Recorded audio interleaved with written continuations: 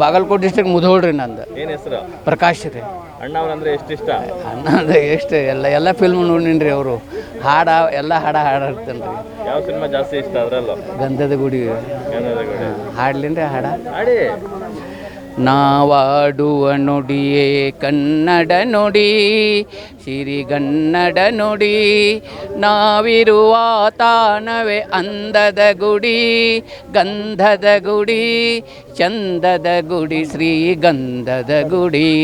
ಆಹಾ ಆಹಾ ಆಹಾ ಓಹೋ ಓಹೋ ಓಹೋ. ಹಸುರಿನ ಬನಸರಿಗೆ ಒಲಿದು ಸೌಂದರ್ಯ ಸರಸ್ವತಿ ಧರೆಗಿಳಿದು ಆಹಾ ಓಹೋ. ಹರಿಯುವ ನದಿಯಲ್ಲಿ ಈಜಾಡಿ ಹೂಬನದಲ್ಲಿ ನಲೆಯುತ್ತ ಓಲಾಡಿ ಚೆಲುವಿನ ಬಲೆಯ ಬೀಸಿದಳು, ಈ ಗಂಧದ ಗುಡಿಯಲ್ಲಿ ನೆನೆಸಿದಳು. ಇದು ಯಾರ ತಪಸ್ಸಿನ ಫಲವೋ, ಈ ಕಂಗಳು ಮಾಡಿದ ಪುಣ್ಯವೋ. ಆಹಾ ಓಹೋ. ನಾವಾಡುವ ನುಡಿಯೇ ಕನ್ನಡ ನುಡಿ, ಸಿರಿಗನ್ನಡ ನುಡಿ, ಚಿಮ್ಮುತ್ತ ಓಡಿವೆ ಬಿಂಕೆ. ಸಾಕು, ಚೆನ್ನಾಗಿ ಹೇಳಿದ್ರಿ. Thank you. ಎಲ್ಲ ಸಾಂಗು ಕೇಳಿಸ್ಕೊಳಕ್ಕಾಗಲ್ಲ. ಥ್ಯಾಂಕ್ ಯು, ಒಳ್ಳೇದಾಗಲಿ ಸರ್. ನಾವು ಬಾಗಲಕೋಟೆ ಜಿಲ್ಲೆಯಿಂದ ಇಳಕಲ್ ತಾಲೂಕು ಗುಡೂರಿಂದ ಬಂದಿದ್ದೀವಿ. ಡಾಕ್ಟರ್ ರಾಜ್ಕುಮಾರ್ ಅಂತಂದ್ರೆ ನಮಗೆ ಭಾಳ ಪಂಚಪ್ರಾಣ. ಪ್ರತಿಯೊಂದು ಫಿಲ್ಮ್ನು ನಾವು ನೋಡಿದ್ದೀವಿ. ಅವರು ಪ್ರತಿಯೊಂದು ಫಿಲ್ಮ್ನು ಒಂದು ಜೀವನಕ್ಕೆ ಅರ್ಥ ಇದ್ದು, ಆ ಒಂದು ಪ್ರತಿಯೊಂದು ಫಿಲ್ಮ್ ಮರೆಯೋಂಥ ಪ್ರತಿ ಕನ್ನಡಿಗರಿಗೂ ಇಡೀ ಸಾಧ್ಯನೇ ಇಲ್ಲ.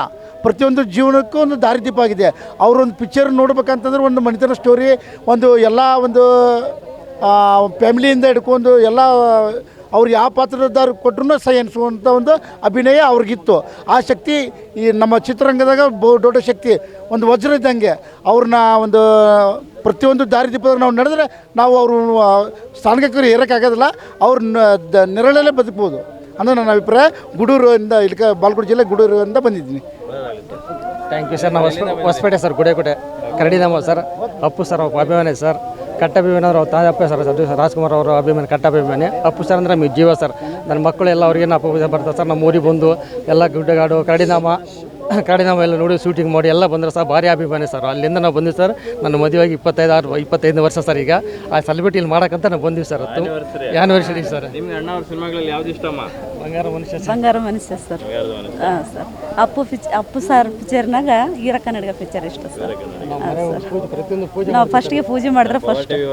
ನಿಮಗೆ ವಿವಾಹ ವಾರ್ಷಿಕೋತ್ಸವದ ಶುಭಾಶಯಗಳು. Thank you sir. Thank you sir.